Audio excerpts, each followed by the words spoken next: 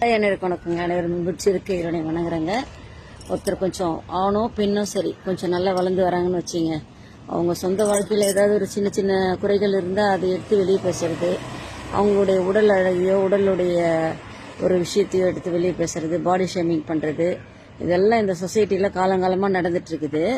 இதில் முதலமைச்சர் திரு விஜய் வந்து பெரிய அதாவது எப்படி சொல்கிறது, அவர் வந்து ஒரு பெரிய லெவலுக்கு போய் ரீச் ஆகிட்டார். அவருடைய நல்ல மனசுக்காக, அவங்க அப்பா அம்மா செஞ்ச பெரிய புண்ணியம், அவங்க அப்பா அம்மா செஞ்ச நல்ல மனசுக்காக அவர் வந்து கடின உழைப்பால் பெரிய ரீச்சில் போய் நிற்கிறாரு. மனுஷங்களுக்கு சேவை செய்யணும் அப்படின்னு காசை பெருசாக நினைக்காம வந்தார்.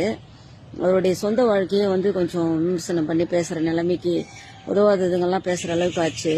இப்போ பார்த்தீங்கன்னா ஜேசன் சஞ்சய் அவருடைய மகன் வந்து ஒரு லாஸ்ட் வீக் ஒரு நல்ல இன்டர்வியூ அழகாக கொடுத்துருந்தாப்புல.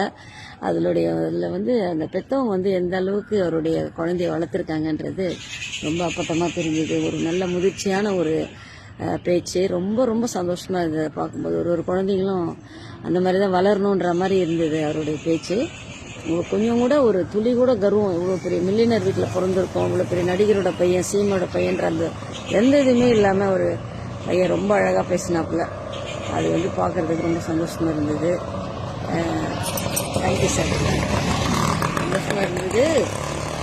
அதனால் யாரையுமே விமர்சிக்காதீங்கன்னு இந்த உலகத்தை சொல்லவே முடியாது. ஏன்னா இது மனிதர்களுடைய இயற்கையான குணம்.